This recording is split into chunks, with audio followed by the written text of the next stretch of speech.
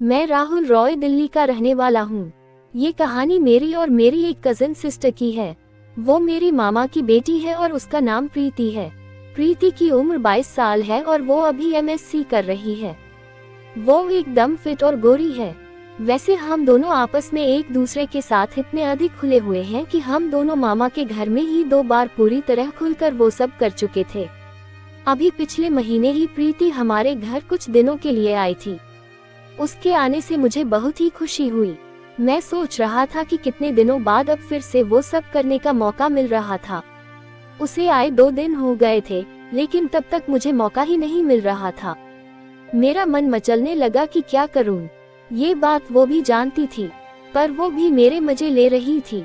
दिन भर वो मम्मी के साथ रहती थी और रात को भी मम्मी के ही रूम में सोती थी। मैं मेरे रूम में पापा के साथ सोता था। तीसरे दिन मैंने प्रीति से कहा, चलो प्रीति, आज तुमको बाहर घुमाने ले चलता हूँ। वो भी कहीं न कहीं मुझसे मिलना तो चाह ही रही थी, तो वो भी झट से राजी हो गई। मेरी मम्मी ने भी हमें जाने के लिए हाँ कर दिया, तो हम दोनों भाई बहन बाइक लेकर घर से निकल गए। कुछ दूर जाकर एक गार्डन में मैंने उसे बिठाया और कहा, यार क्यों तड़पा रही हो, बताओ तो तुम क्या चाहती हो। वो बोली, मैं वो सब चाहती हूँ। मैंने कहा, तो फिर पास क्यों नहीं आ रही थी घर में, चल अभी किसी होटल में चलते हैं। उसने होटल में जाने से मना कर दिया और बोली, नहीं होटल में नहीं, वहाँ बहुत खतरे वाली बात है, हम अपने घर पर ही करेंगे, तुम बस थोड़ा सब्र रखो। मैंने कहा, एक तरीका है। वो बोली, क्या। मैंने कहा, मैं कुछ एंटी एलर्जी की दवा ले लेता हूँ, तुम शाम को मम्मी पापा को खिला देना। वो बोली, उससे क्या होगा। मैंने कहा, उनको नींद आ जाएगी। वो कुछ नहीं बोली, तो मैंने दवा ले ली और हम दोनों घर आ गए। उस दिन किस्मत ने मेरा साथ दे दिया। डिनर करने के बाद प्रीति ने मम्मी पापा को दूध दिया, तो उसने दवा मिला दी। इसका असर 1 घंटे से पहले होने वाला नहीं था। हम सब बैठकर बातें करने लगे। इसके बाद जब हम सोने जा ही रहे थे, तो अचानक से लाइट चली गई।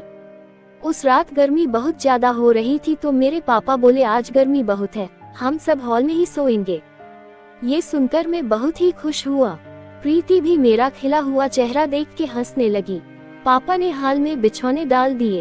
एक साइड में पापा सो गए, उनके बगल में मम्मी सो गई। मम्मी के साइड में प्रीति और उसके साइड में मैं लेट गया। जब पापा ने लाइट ऑफ कर दी तो एकदम घुप पर अंधेरा हो गया। अंधेरा इतना ज्यादा था कि अपने बाजू वाले को देखना भी मुश्किल था। मैं सबके सोने की राह देख रहा था। 1 घंटे बाद जब सब सो गए, तो मैंने हल्के से प्रीति को हिलाया। वो भी सो रही थी, पर मेरे हिलाने से वो जग गई। मैंने धीरे से उसे मम्मी से थोड़ा दूर खिसकाया।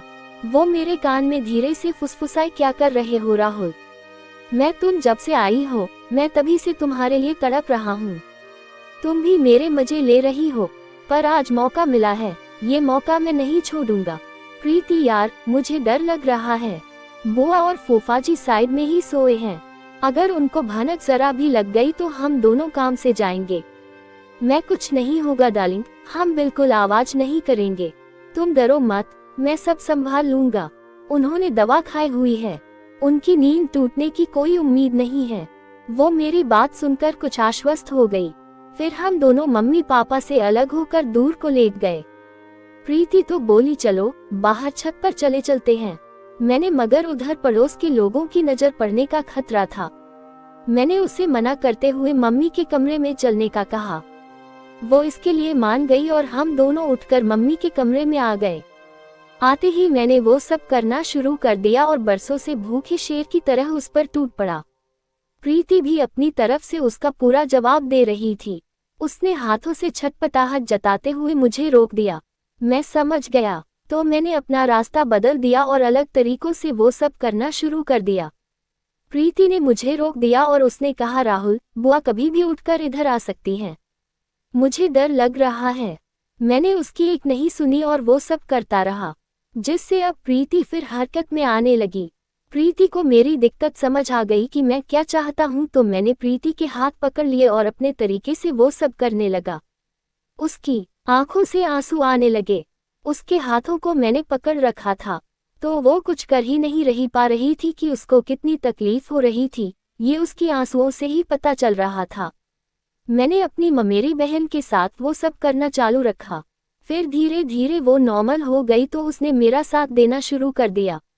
ऐसे कुछ घंटों तक वो सब चलता रहा और हम दोनों वापस हॉल में आकर सो गए। घर वालों को आज तक इन सब का नहीं पता है, इसलिए मौका पाते ही हम वो सब कर लेते हैं। कहानी पसंद आने पर वीडियो को लाइक, सब्सक्राइब और एक अच्छा सा कमेंट ज़रूर करें।